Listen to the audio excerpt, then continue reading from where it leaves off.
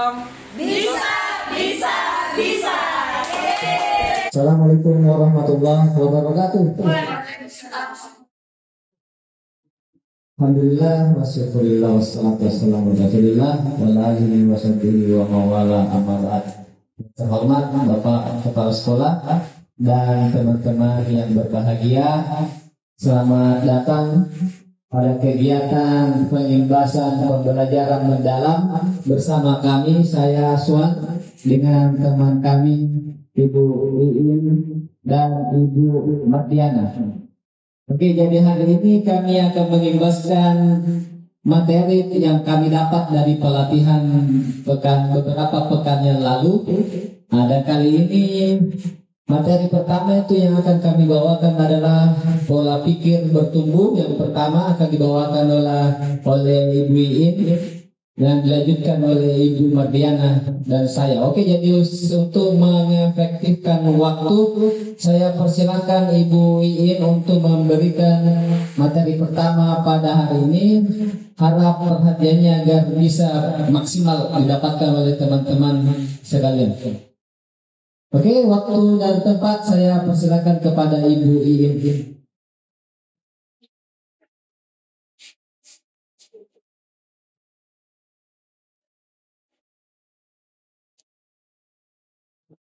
Oke, bismillahirrahmanirrahim.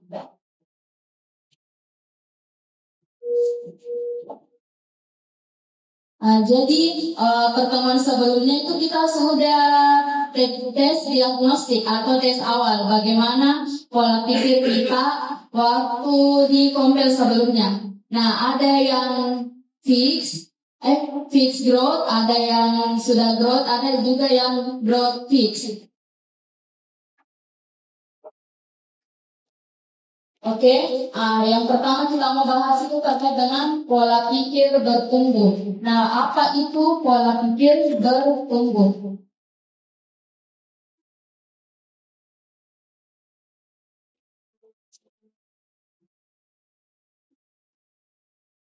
Oke, di sini ada Menteri Pendidikan.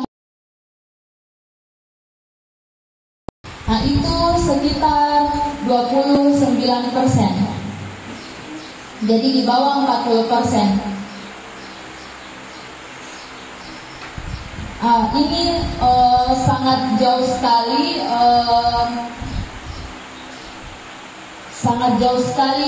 segera berikutnya proses karena telah mau berusaha.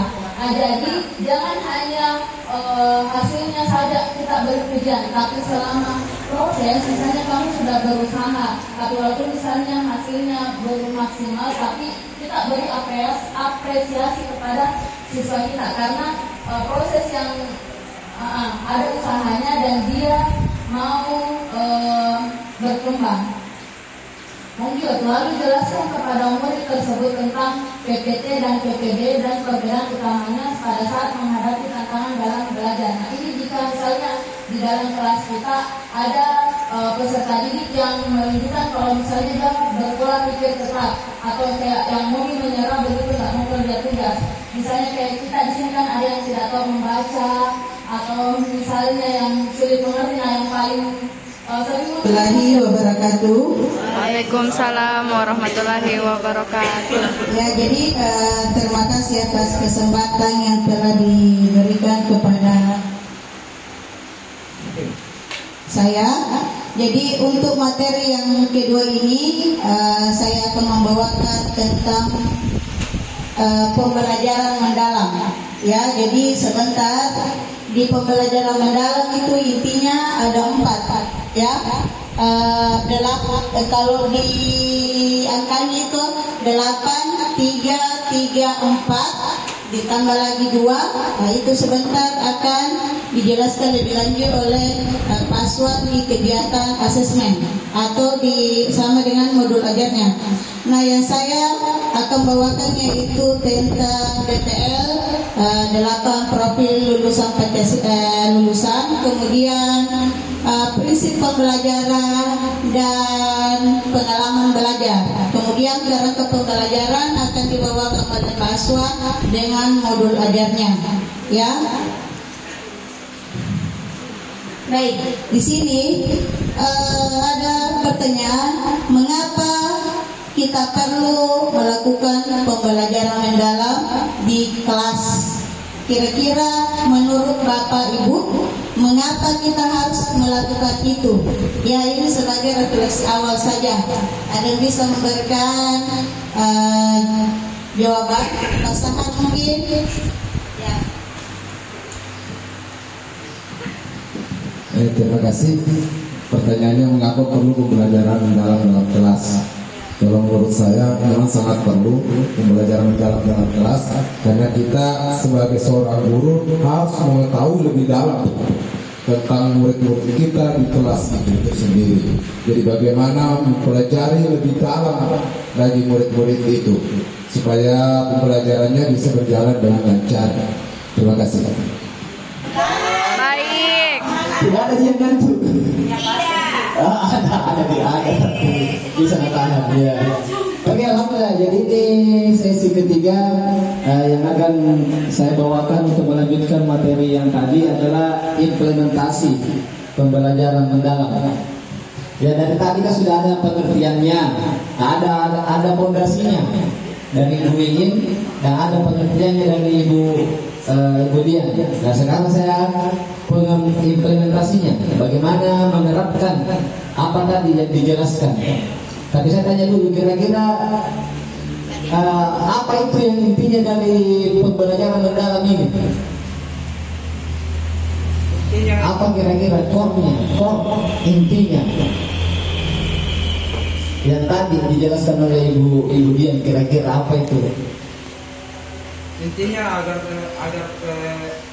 peserta didik dapat memahami, dapat memahami. Ya, oke. Apa yang kita sampaikan atau tujuan pembelajaran yang akan kita sampaikan. Ya, betul ya. Jadi pembelajaran mendalam ini adalah, ini bedanya dengan kurikulum merdeka. Ini tetap kurikulum merdeka, tapi pendekatan yang berbeda. Kalau kurikulum merdeka itu di situ ditekankan bagaimana guru menghamba kepada siswa. Nah, ini yang diubah di pembelajaran mendalam. Ya, di sini pembelajaran mendalam ini bukan lagi menghamba kepada siswa, tapi kita memuliakan, ya, guru memuliakan siswa, ya, guru juga memuliakan rekan sejawat. Jadi di sini di pembelajaran mendalam ini intinya itu kita saling memuliakan dalam proses pembelajaran. Ya, bagaimana kira-kira gambaran dari pembelajaran yang saling memuliakan ini? Nah, ini yang kita bisa lihat di sini, implementasi pembelajaran mendalam. Jadi di dalam pembelajaran mendalam ini ada tiga isinya. Jadi yang pertama itu perencanaan, pelaksanaan, dan asesmen. Jadi kalau kita mau mengajar, tentu kita rencanakan dulu apa ini yang kita mau ajarkan. Ya, ini bagaimana caranya kita merencanakan pembelajarannya. Kira-kira kalau Bapak Ibu merencanakan apa yang kita mau ajarkan di kelas, apa kira-kira dasar perencanaan Anda? Langsung tujuan pembelajarannya. Ya, apa misalnya dasar pemikiran tak menaruh itu untuk dalam pembelajaran di kelas untuk mau diterapkan. Apa dulu landasannya? Kenapa saya ajarkan ini? Situasi dan kondisi. Lihat kondisinya seperti ini, situasinya ini. Iya, oke. Ya betul, ini dari ATP-nya, dari ATP yang dari pusat kan ada di sini.